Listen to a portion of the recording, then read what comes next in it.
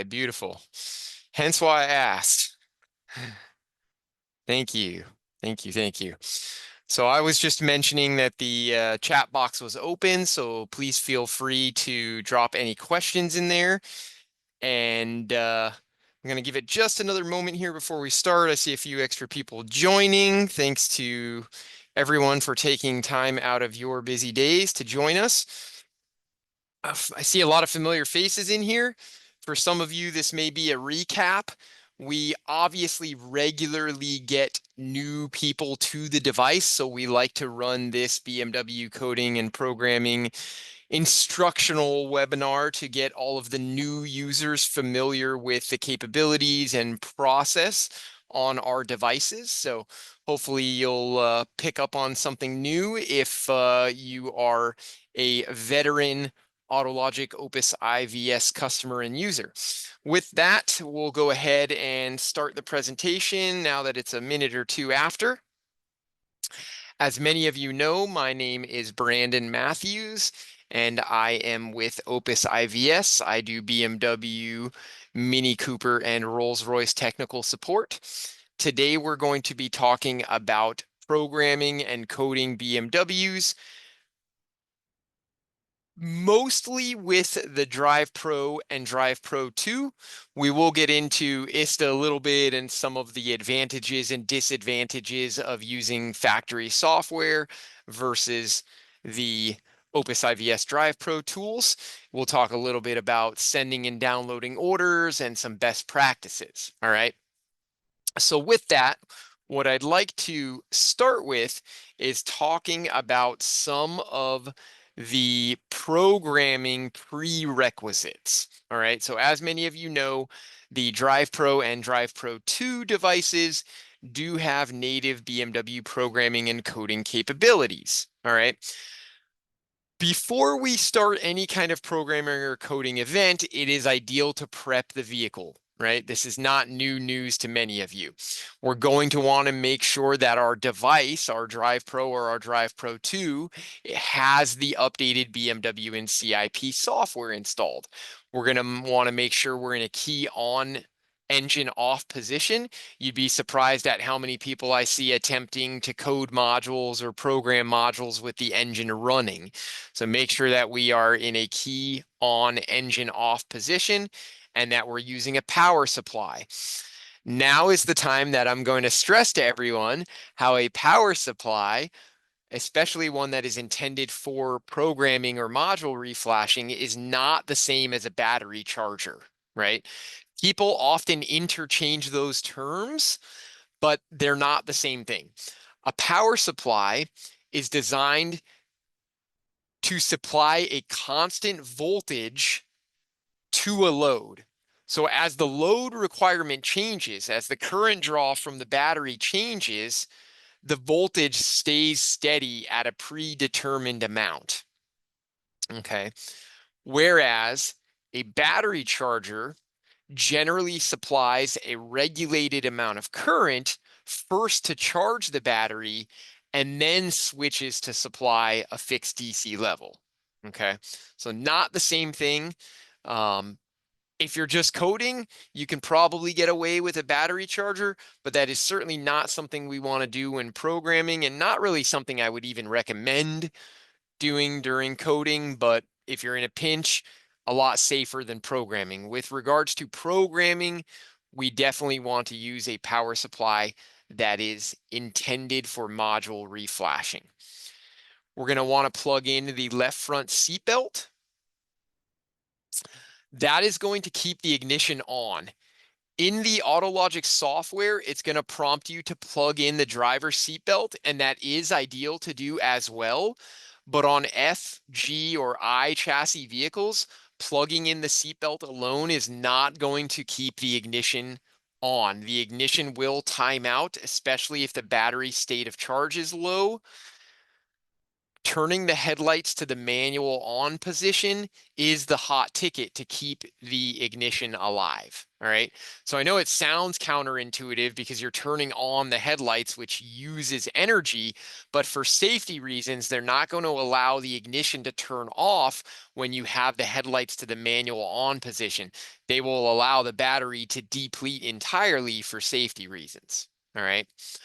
I also recommend opening at least one door on the vehicle and the trunk on the vehicle and rolling those latches. Okay, so they simulate the door and the trunk being closed, but they are actually open.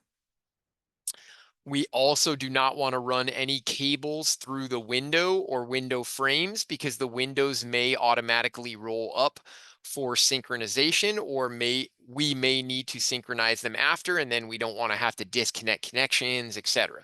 So don't run any cables through the windows. Same thing goes with the sunroof.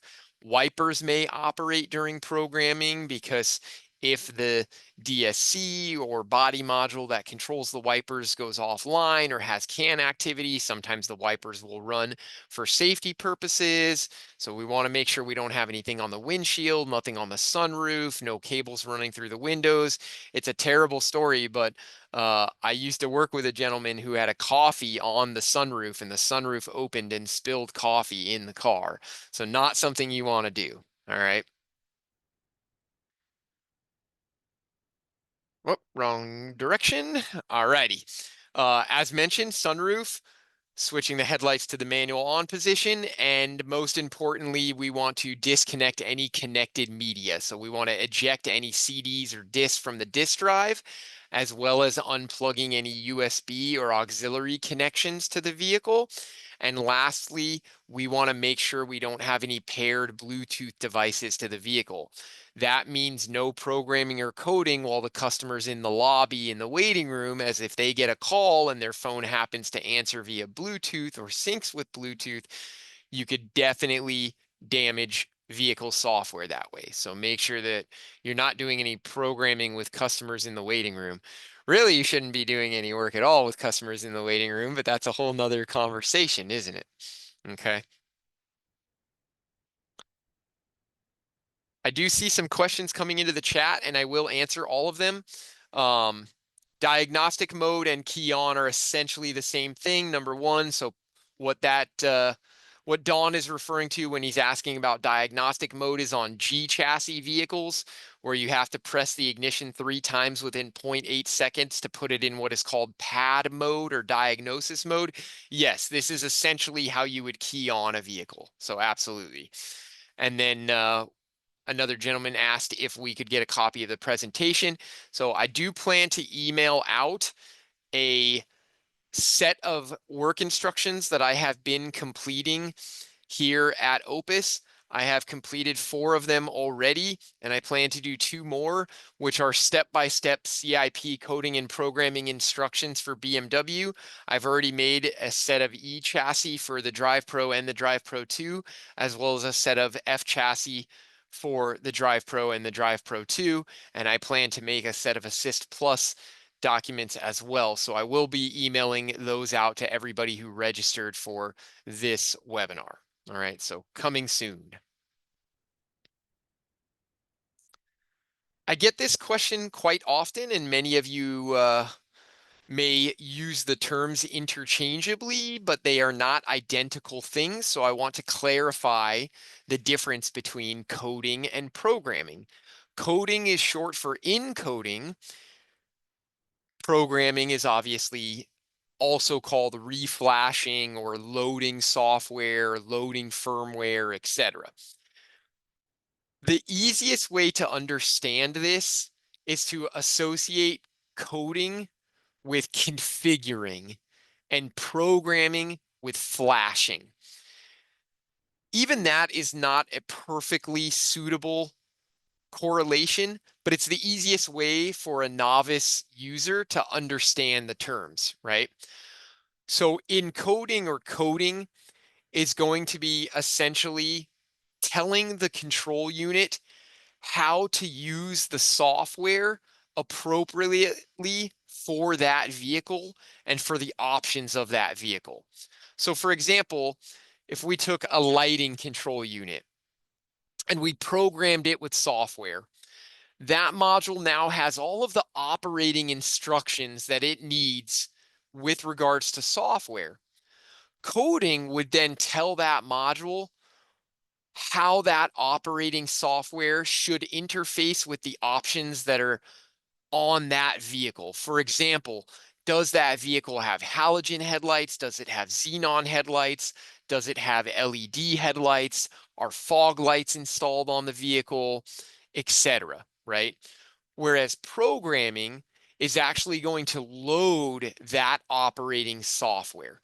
So coding is essentially assigning that operating software a set of rules and configurations to operate by, whereas programming is actually loading the operating software. So think of coding as configuring and think of programming as reflashing or loading software. All right. Hopefully that's an easy explanation for you. Now the question always becomes, well, what do I need? Which option do I need, right? And that is an absolutely loaded question. I'm going to answer it, but it is a loaded question for two reasons. Reason number one is BMW can send modules as a mixed bag, right? They do have certain modules that almost always come the same way, but that doesn't mean there are not outlying situations, okay? For example, most body control units such as CASs, FRMs, EKPSs, which are fuel pump control units, tire pressure modules, RDC, MRS, multiple restraint system, airbag modules. Most of these body type modules are going to come programmed with operating software already, and they only need to be coded to assign the VIN number and to work with the options that that vehicle is fitted with. Now, other modules such as engine control units, transmission control units, and some power steering racks are going to come with no operating software at all, and they need to be both programmed and coded, okay? Power steering racks are a perfect example of a mixed bag, right? So I get calls all the time where like, hey, Brandon, I'm going to be replacing this module. Do I need to code it or do I need to program it? And the majority of times I'm going to be able to answer that question, but I'm usually going to preference that answer with, well, once you install the module, we need to run CIP and see what state the module arrived in, right? Now, as a general rule, I can answer that question because of experience, right? I know a lot of the modules that come pre-programmed and only need coding, and I know which modules often need programming. However, some can be a mixed bag, and a power steering rack is a perfect example of that. Many power steering racks come unprogrammed. Others, like F30 racks, usually come programmed and only need coding. So it can be a mix-up from the manufacturer, all right? The good news is CIP, the coding and programming software in the DrivePro 2 or in the DrivePro, is going to essentially inform you of which option the module actually needs upon installation.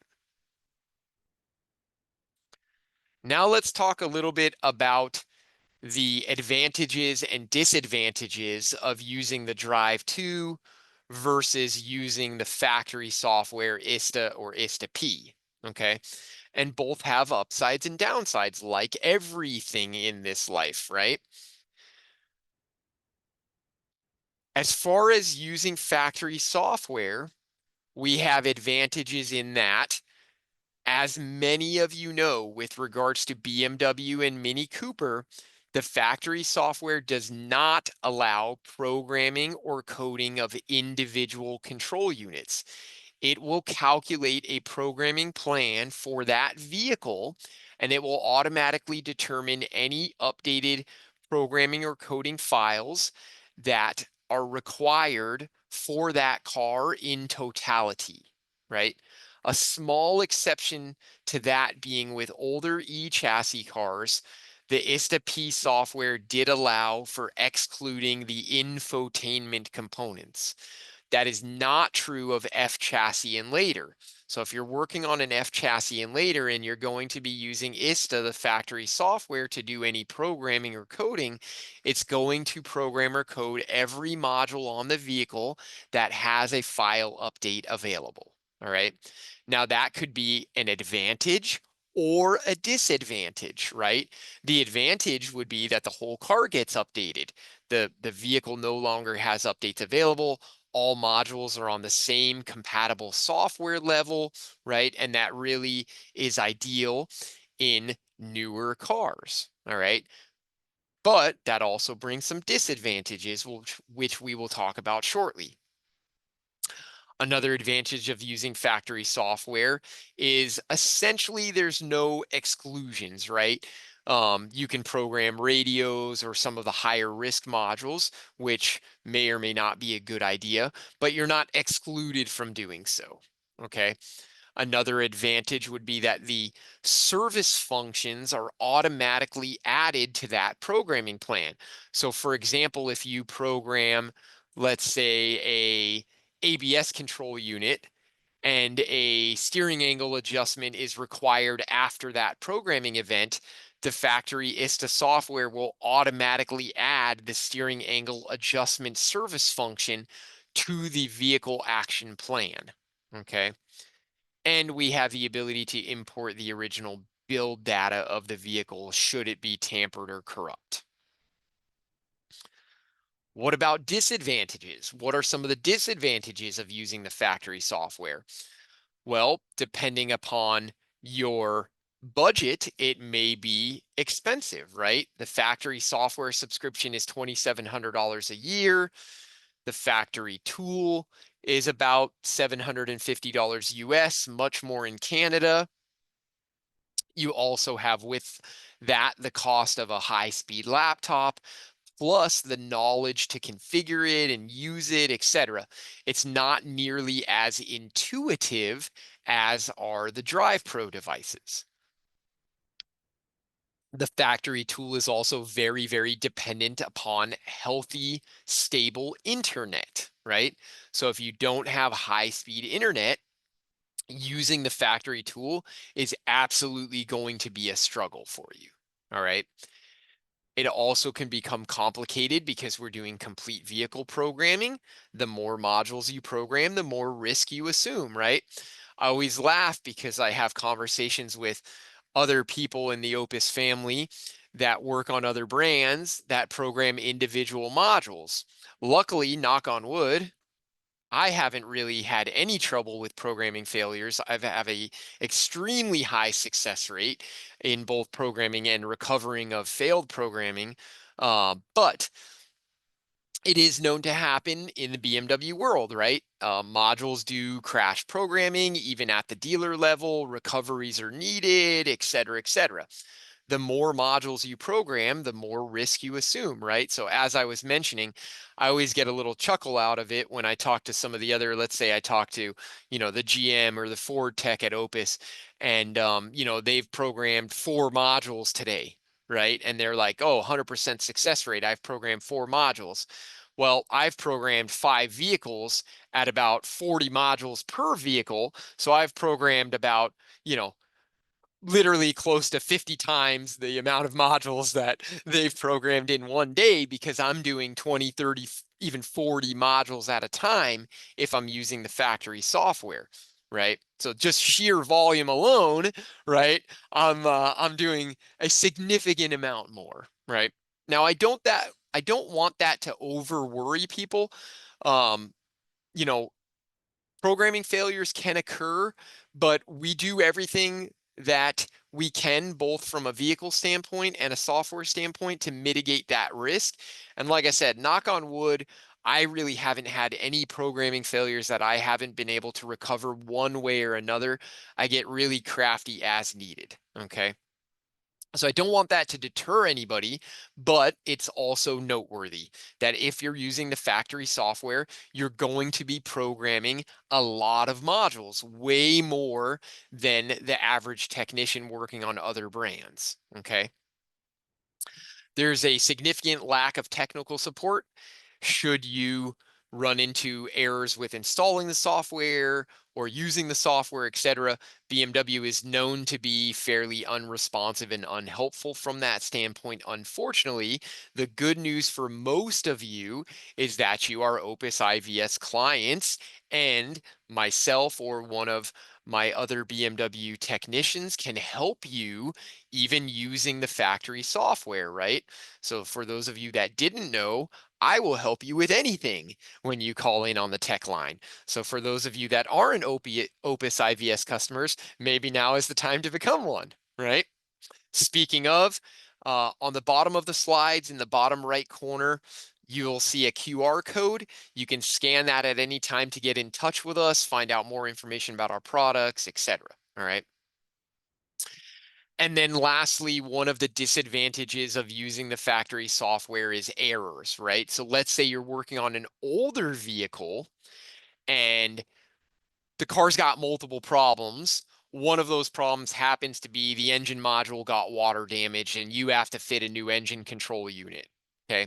You fit the engine control unit. Now you need to program that engine control unit, but you are prevented from doing so because the tire pressure module is offline and the vehicle owner doesn't care about that. They don't want to fix the tire pressure module.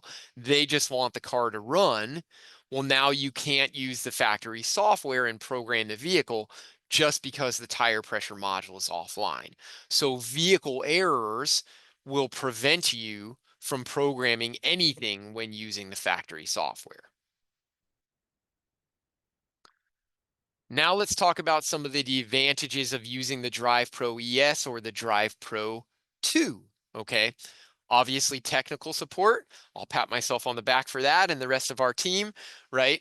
Nobody's perfect, but we work very, very hard to provide good, very strong, timely technical support on the BMW team, right?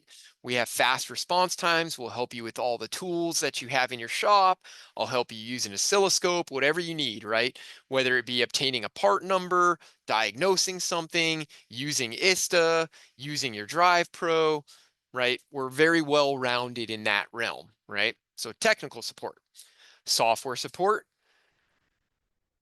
it's much faster than using the factory tool, right? So you can run through CIP, request software, download, do the programming all within an hour, or if it's just coding, all within maybe 10, 15, 20 minutes, depending upon the vehicle that you're working on. So much more timely and efficient than using the factory tool, right? The cost of coding and programming, if done yourself through CIP, is included in your monthly subscription. And you get to minimize some risk by doing individual module coding and programming. And that's one of the bigger factors with regards to being an advantage, is that you're not forced to update the complete vehicle. If you put in a fuel pump control unit, you can code that fuel pump control unit, delete transport mode, and get that vehicle out of the workshop without having to risk programming the radio or the body control unit or the instrument cluster, etc. Right? You can do individual module coding and programming. Okay. So those are some of the advantages. Now, let's look at the process a little bit. Okay.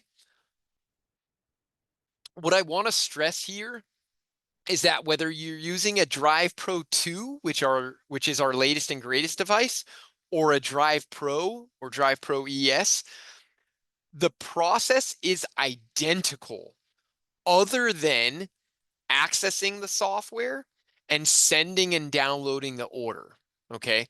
When you're in the software menus using CIP, selecting what you want to program, using the AutoLogic European diagnostic software, that is identical on all of our devices, whether it be a Blue Box, whether it be an Assist Plus, whether it be a Drive Pro, whether it be a Drive Pro ES or a Drive Pro 2, that AutoLogic European software is identical between the tools. The only thing that changes is how you get to that software and then sending and downloading orders. Okay. So I'm going to show you that for both of our devices, right? Plain and simple right here. you can see launching the AutoLogic European software on the Drive 1, that's going to be the top image there, and then launching the AutoLogic European software on the Drive 2 is going to be the bottom image. Once you're in the software, it's going to look like that minus the taskbar on the left-hand side. Okay, so it's going to look the same regardless of which one of our devices you're using. First, you're going to determine the vehicle. Whenever possible, automatically determine the vehicle. Okay, that will do two things. One, that'll confirm that it's pulling the correct VIN from the vehicle. And secondly, that will produce something called a vehicle data card, which is something that the BMW order server needs to be able to process your order for software correctly. All right, so whenever possible, automatically determine the vehicle. Simply go to the next page, confirm that the vehicle details are correct. Okay, move on. Before going into the CIP programming and coding menu, it is always ideal to run a quick test. And that is for two reasons. Reason number one, you want to know what faults the vehicle has before you do any coding or programming. So it's absolutely ideal to run a quick test and save that quick test. Secondly, running that quick test also helps the tool save, again, the vehicle data card and vehicle information so that our server can appropriately process that order. Okay. After the vehicle quick test is done, you're going to enter the CIP coding, individualization, and programming menu. You're going to get some prompts, a liability disclaimer, and you may get a prompt to check the CIP software level on the tool. If it's an e-chassis vehicle, like an E90, E60, etc., it's going to ask you to confirm the time and date. That is going to be an EU format. So it's going to be day, month, year. Go ahead and edit that and then continue on through. It's going to take several minutes for the tool to check all of the software levels of the control units, and then it will produce to you a report. That report is going to show you what modules have errors. For example, does a module not communicate? Or is there a compatibility issue with the module? Or what modules have software updates available? Once it reads in all the modules, and again, we're looking at an example of an E chassis now. We'll look at an F chassis slightly after this. We're going to want to click on that initial report there at the top, and we're going to want to view that initial report. That initial report is going to look something like this. It's going to, again, show you what modules have errors, compatibility issues, non-communicating, etc., and what modules have software updates available. On this particular vehicle, looks like it was an X5 based on the VIN number starting with 5UX. We had a footwell control unit that did not have communication, and that's notated in the CIP report. This is an excellent way to determine what modules are fitted to your vehicle by VIN/VO, as opposed to what modules may not communicate but are not even installed on that car. Okay. Then below that, you can see all of these modules have software updates available. So you can see CAS has a software update available, JBE, Advanced Crash Safety Module, etc. And it will tell you the version number of software that's in the control unit already, and then what it would be updated to should you carry out that update. All right. We'll want to close that report, and then we're going to select programming/coding. We'll then have the option to select what we want to do to this vehicle. Do we want to try to update all control units? No, the answer is no, we definitely don't. Okay. Or option two, do we want to program or code a selection of control units? And then option three, do we want to program or code individual control units? And that is most likely what you're going to use. You're going to very likely use option number three, of individual control units, and once in a while you may do a selection of control units. All right. Once you make that selection to do individual control units, you're going to get a list of the control units, and you're going to get the acronym on the right side where the selectable button is, and then you'll get the full module name and acronym on the left side. All right. You are simply going to page through until you find the module that you want to program or code, and then you will click on the button to select it. Simple as that. Once you select the appropriate module, you're going to have two button options. The top button option says Request Programming File. That is going to be for programming. So if you want to program the control unit, you are going to need to select that button. And what that is going to do is that is going to create an order for the appropriate file by VIN and vehicle order for the module that you selected for your vehicle. So hopefully that answers Kyle's question in the chat. Once you select that button, it's going to create a software order for the appropriate file by VIN and vehicle order, and then you're going to send that order to Opus IVS, who has an automated order server who will process that order, and we'll get to that here shortly. Okay. So the top button is going to be Request Programming File. That would be for programming a control unit. The bottom button is going to be used for coding a control unit, and that button says Activate. Now, I want you to understand that when you press Activate, it activates. Coding is going to start immediately. All right. So if you just need to code a control unit, say you replaced a fuel pump module, they pretty much always come pre-programmed and only need coding. All you would need to do is select the EKP, go in here, press activate coding, and boom, it's going to code the module in a matter of seconds. Done deal. All right. This is something that I want to stress and I want to make sure everyone is understanding and aware of. The DrivePro2 and the DrivePro, as well as the Blue Box and Assist Plus, all have the coding files natively in the device. So if you just need to code a control unit, you press the activate coding button, the coding file is already in your tool natively, and coding immediately gets carried out. Programming files, since they are much larger, they are not stored in the device natively until you send an order for the appropriate file. Then that file gets downloaded to the device. And like I said, we'll talk about that shortly. But I want to make sure that everyone is understanding that coding files are already in the device and programming files require a software order. All right.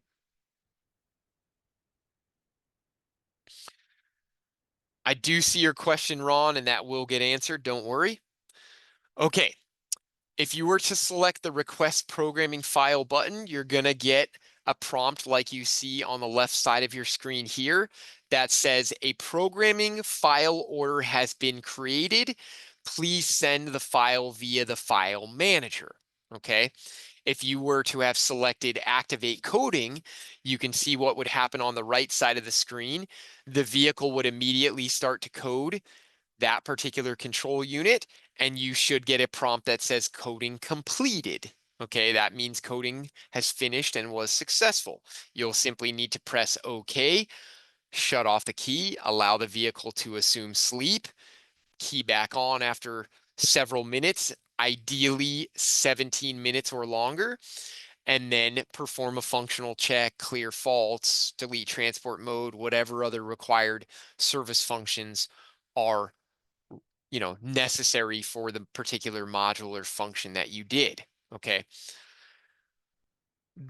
The programming file order that was created and needs to be sent via file manager, that is That is a menu on the actual DrivePro 2 or DrivePro, right? So there's a file manager section of the DrivePro tools where you would send and download that order.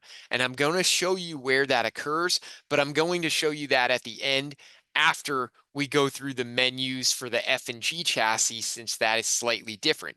But just note that once you get that notification that a file has been created, you now need to go to the file manager section of your DrivePro 2 or DrivePro device to actually send that order. That order is going to get sent to a server that is obviously engineered and maintained by Opus IVS that does not require fulfillment by a human being. It's an automated server, which is going to process your order and make your order available to download directly on your device. Okay. That order server will automatically process any order that does not have an error or a restricted module. The only way you wouldn't get your order back would be one of two reasons. Either one, we didn't receive the order, so make sure when you're sending the order, which I'll talk about this in a little bit, you have hardwired internet or strong high-speed Wi-Fi and you're close to your router. Don't try to send orders to us from the parking lot. You're going to lose data packets and we're not going to receive the order, right? Or two, your order contains some control unit error or a high-risk control unit that we would need to authorize should you need that file.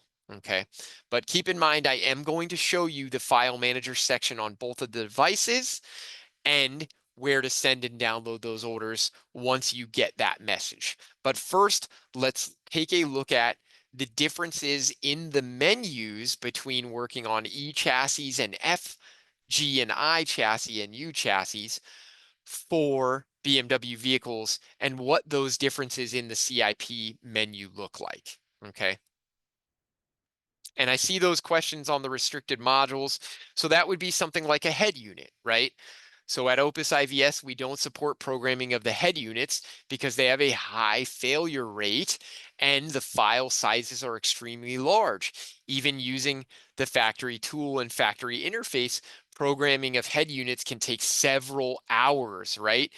If you comb back a few slides here, and you look at some of the disadvantages of programming with the factory tool, this little screenshot here is me programming a vehicle for one of our customers.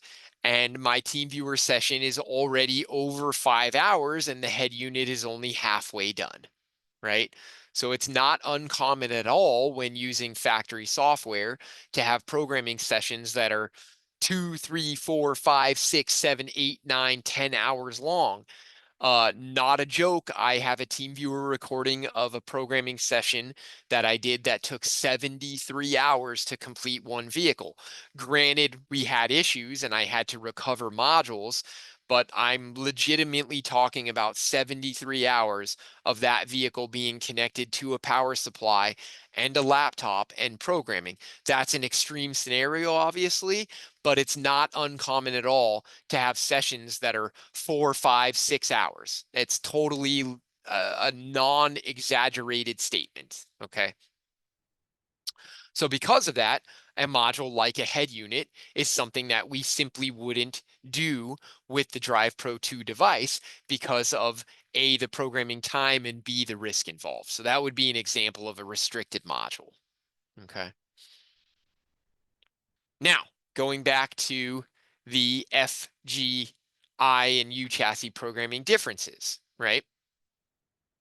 So there are some differences with the Autologic European software between those chassis when using CIP, but overall they're very, very similar. Once you master one, you'll be able to get through the other one relatively quickly.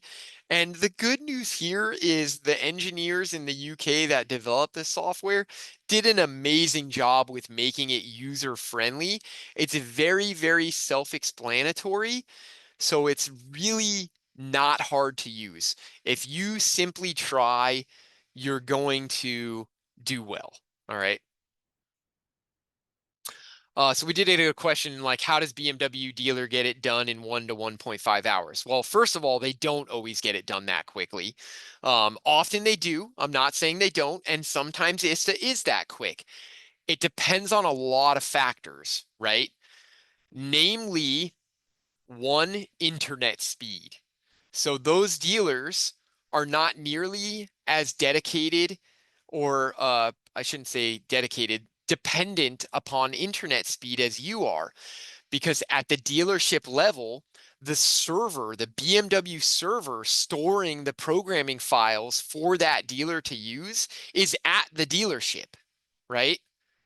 They have local servers, whereas you are connecting to servers in South Carolina, sometimes maybe even in Germany, etc., right? And internet speed is going to be a huge factor for you and not nearly as big of a factor for BMW dealers. You also have to understand, if you're an independent shop and you purchase a BMW subscription and you download and install the ISTA software, you are not getting the same version of ISTA software that the dealer is running. They are always 1 to 2 versions ahead. It is not apples to apples, right? Not to mention there are differences with computer hardware and great differences depending upon the car that you're actually programming with. So it's a mixed bag. It can be very fast or it can be very time consuming, right? So it just totally depends. Okay, moving on from there. Programming differences between E and F chassis vehicles. With F chassis vehicles, programming is going to be done over Ethernet protocol at the OBD port. Okay. Another big difference with F and G chassis vehicles is when you're just doing a quick test, the DrivePro2 will evaluate the vehicle order and it will attempt to determine what modules are actually fitted to that vehicle as opposed to modules that could be fitted based on just year, make, model. All right. CIP is also automatically going to determine the appropriate action plan for a new control unit. So on an E-chassis vehicle, if you were to fit a new fuel pump module and run CIP, the initial report, if you look closely at it, would indicate that that module may have the latest software already, etc. You need to be smart enough to know, hey, I put in a new EKP, I need to go code it, right? On FGIU chassis vehicles, CIP is going to determine in the majority of cases what that module requires. Does that module need to be programmed? Does that module need to be coded, etc.? Okay. Entering CIP does take longer on FG and I chassis vehicles than it does on E chassis vehicles, just because the sheer amount of data on these cars. All right. And then lastly, errors with unrelated modules may absolutely prevent programming on these F chassis vehicles. Coding can generally still be done on our devices, but programming may absolutely be prohibited if there's offline nodes or modules that are incompatible. Okay. Okay. Here's an example of that same initial report after you go into CIP. So going into CIP looks identical. You press CIP, it reads into all the modules, and then it's going to pop up automatically with this vehicle status report. As you can see, this vehicle has a new power steering rack, and CIP specifies what is required with that new rack. Okay. So if you read that fine print that I outlined in that red box, it says control unit needs to be coded. Control unit needs to be programmed. Software update available. The wording there is key. It says control unit needs to be programmed. Okay. If that rack was already programmed, it would say control unit needs to be coded. And then it might say software update available. What that would mean is that rack came programmed, but Since it was manufactured and sitting on the shelf for 3 years, another software update is available for it. But it's already programmed, it's just not programmed to the latest software. So the verbiage there matters. It might say control unit needs to be programmed. It might say software update available, etc. Pay attention to the wording, okay? Then below that, it will tell you what modules have updates available and what modules are already at the latest CIP software level per the DrivePro2 or DrivePro device, okay? You'll exit out of the report and you'll have a very similar looking menu to what we had before.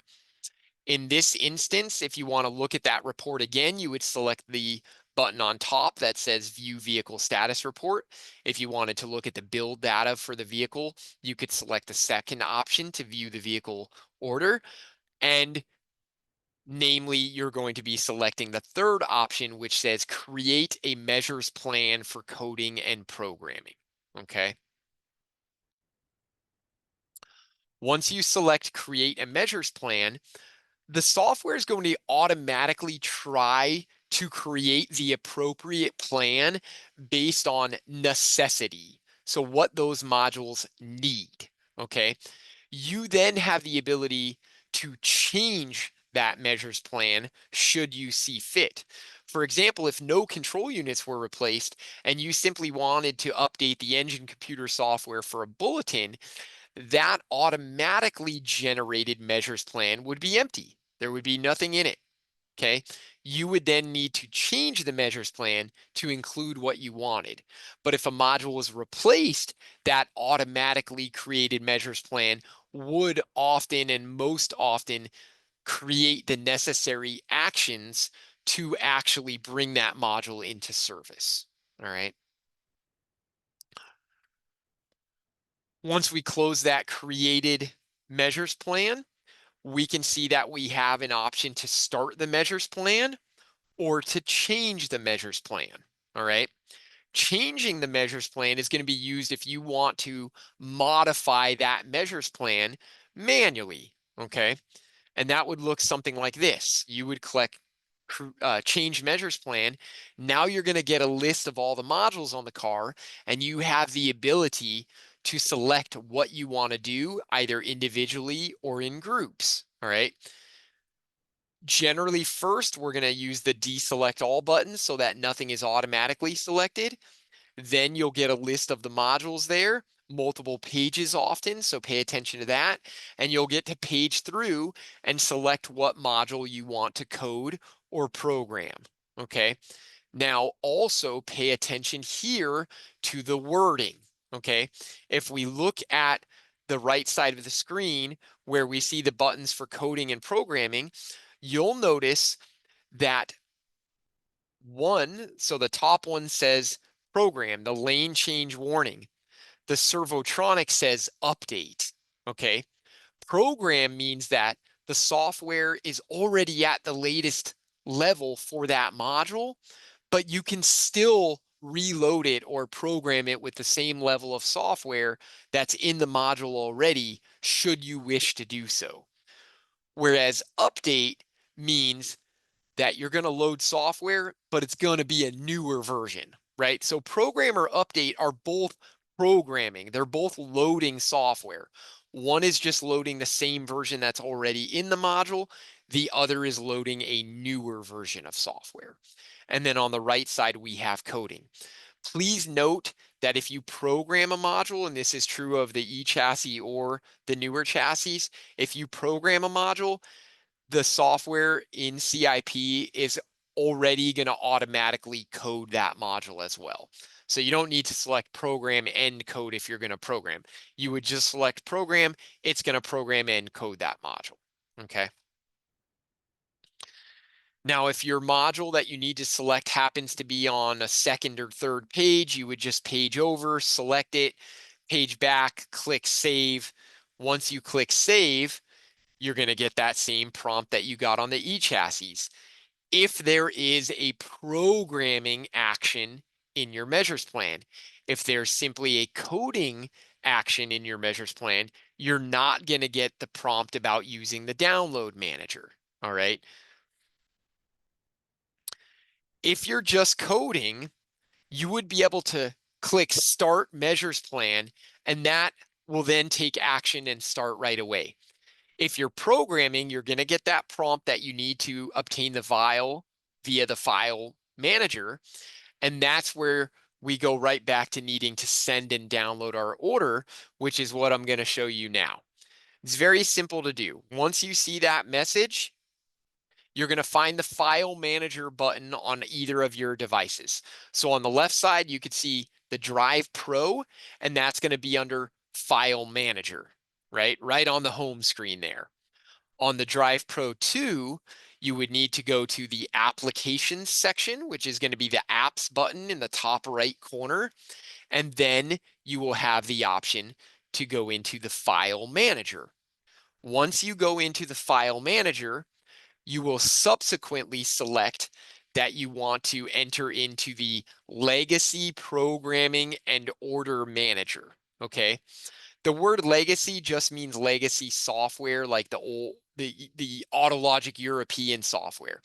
It doesn't mean legacy in the fact that it's expired or not being updated or renewed or anything like that, okay?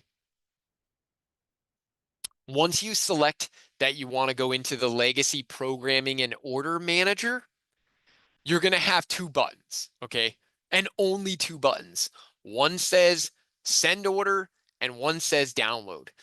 When you go to the Send Order section, you'll get a list of all the VIN numbers that you created a software order for. You would simply click on it and click Send. It really doesn't get any more self-explanatory.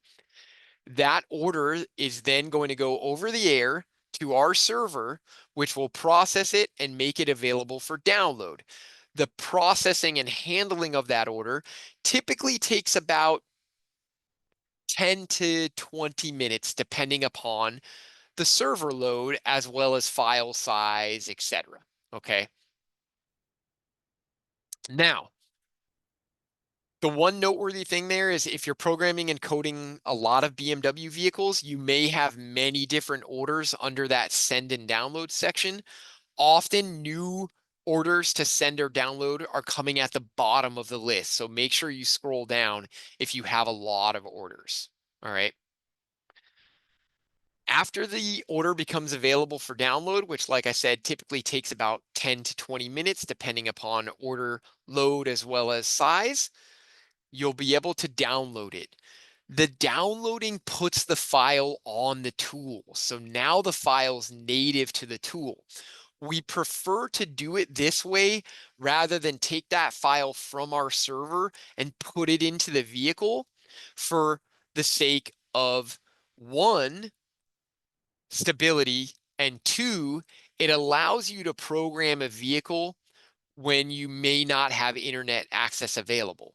So you only need internet access to send and download the order. Once the order is on the device, right? If you're out in Timbuktu, as long as you have a power supply and you don't have internet, you could still program that module because that file is now native to your device, right? So sending and downloading the order for programming orders is putting the file on the machine natively. Then you get to inject it in the vehicle from the actual tool. So internet is not required and thus stability improves. So that's why we do it that way. All right, simple as that. Once the programming file order has been downloaded to the tool, you're going to be able to go back into CIP. Once you go back into CIP, you're going to get a prompt in the majority of cases that says a measures plan or an action plan or a CIP plan for that vehicle has already been created, and it'll ask you if you want to load that existing plan, right?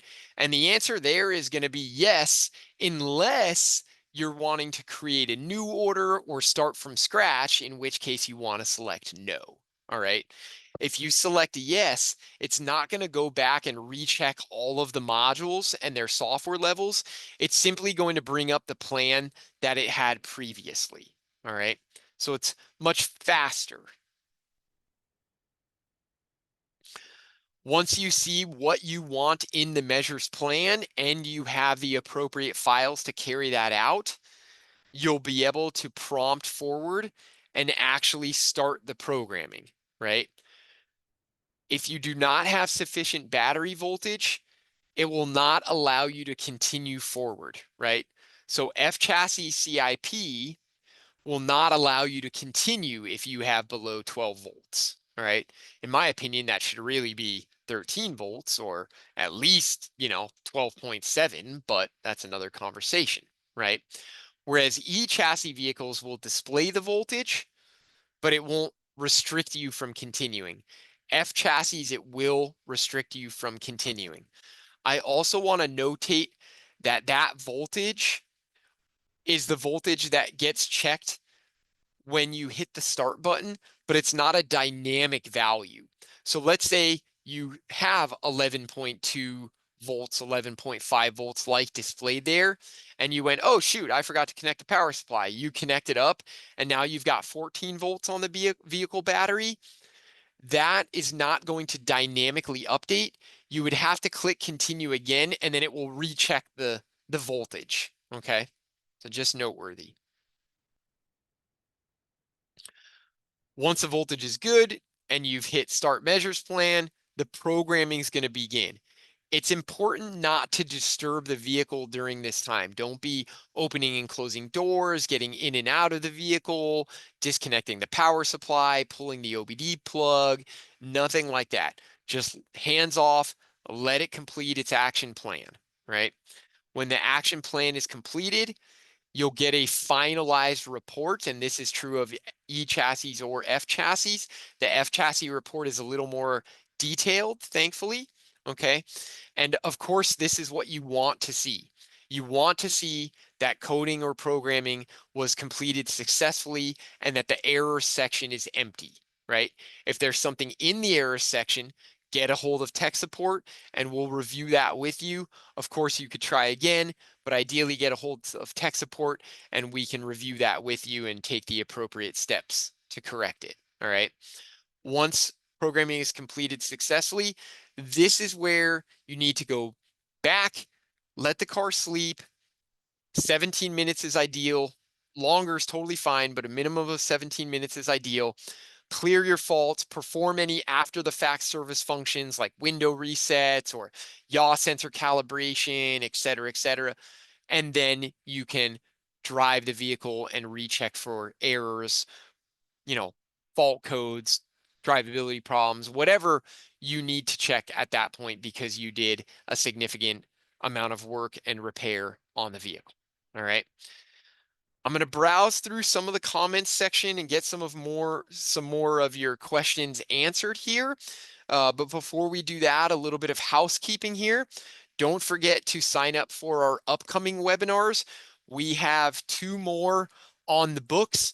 The next one we have is a technical service information webinar that's going to be hosted by Christian Canizares, one of my buddies here at Opus IVS. That's going to show you all about accessing service information, how to use the OE website, TSB, some common problems, things like that. So go ahead and make sure you get signed up for that one. The pathway to find all of our webinars is going to be opusivs.com, then go to the support tile, then go to the training tile. It's important that you guys sign up for them. It's important that you comment. It's important that you scan the QR codes. That gives me the leverage to make sure that we can keep doing the free education for you. All right. And then lastly, get a hold of us. If you're interested in the DrivePro 2 device, if you're interested in technical support, if you're not an Opus IVS client already and you want to become one, scan the QR code. Any interest in our wrap devices, any interest in our Cardac Pros, which are new and or fairly new and are flying off the shelves right now. That's going to be a companion device for remote J2534 programming and tech support, etc. So check us out, check those out, scan the QR codes. All right. Now, let me browse through the comments here, see if there's any additional questions. If you have any additional questions, put them into the chat now. I'll try to answer as many as I can before we wrap up here. I know we're right on perfect timing. That's probably one of the only short courses or long courses that I've given that I didn't go over. Normally, I'm pretty long-winded and detailed, so I'm actually pretty proud of myself for ending that right on the dot there. Pretty awesome. A couple comments. Glad I mentioned the software level, had a 2025 X7 that couldn't be coded with ISTA because it was too old. Or the software level was too new, I presume is the right story there. So that absolutely does happen. E-chassis cars take anywhere from 3 to 6 hours. Absolutely. The timing can be very, very different even from car to car. Like mentioned, sometimes you can program the complete vehicle with ISTA in an hour and a half, and other times it may take 7, 8, 9, 10 hours. There's a lot of variability there. All right. Looks like we had some questions about the software level of the Drive Pro and how far behind the dealership level that is. That's always going to be a cat and mouse game. We're really not that far behind, but you have to understand that when there's a BMW programming data software release from the manufacturer, there's going to be a small amount of time that it takes for our engineers to purchase that software data package and put it in our device, right? So it's a cat and mouse game, right? But generally speaking, not very far behind, usually a few months, if that. Just depends. Okay. John asked if there was extra cost. So at this time, all of this CIP programming and coding is included with your DrivePro 2 or your DrivePro device and your Opus IVS technical support subscription. So no additional cost there through the self-guided CIP usage, all included with your device. Okay. We had an issue with device memory after downloading a lot of orders. Yeah, that can absolutely happen. I mean, if you're doing a lot of BMW programming and coding, you have to understand that some of these files are actually quite big, right? So when you're using the factory software, when you download and install ISTA on a PC, ISTA requires 50 gigabytes of free space to be on the PC because of that amount of potential data being needed to come from the server to the PC before it gets injected in the car. And some of these files are actually quite large. So that does happen. Files do get automatically deleted after so long as they're stored in temporary folders. So that answers that question. Okay. Will you get into validating control units for ISTA? I'm not sure. That's really a question for the software engineers in the UK. And although I've had some brief conversations with them about that, that's undecided at this time. Okay. Do you have to let the vehicle sit for 17 minutes if you're coding only? I mean, define have to, right? You absolutely should. And sometimes coding faults won't even clear until you do that, right?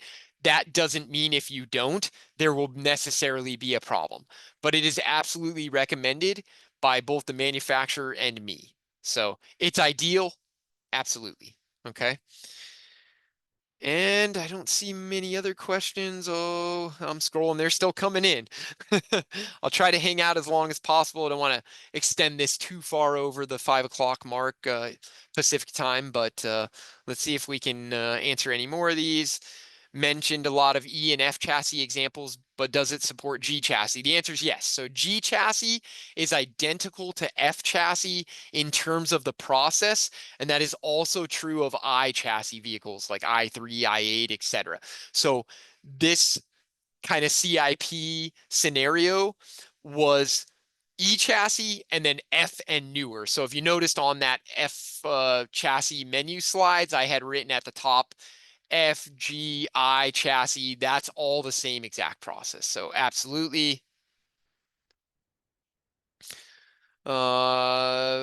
Jose had asked if Cardac 3 can be used with that type of programming. I'm not sure exactly what type of programming you're asking about, Jose. Maybe you're talking about ISTA, and that's kind of a loaded question because the technical answer is yes, it can be done with Cardac, but once again, it's a risk versus reward thing. Okay. And lots of thanks. I don't think I'm missing any questions. If I happen to be missing any questions, you can get a hold of me through Opus IVS by scanning that QR code or emailed me directly. Most of you, or a lot of you anyways, I see on the tech line, so ask me when you got me on the phone. Hopefully I didn't miss any. It looks like I got to everyone's questions.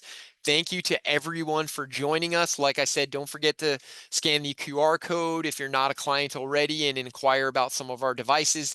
That helps us continue these sessions. So appreciate everybody hanging out with us tonight and look forward to hearing from everybody. Thank you so much. Have a great evening.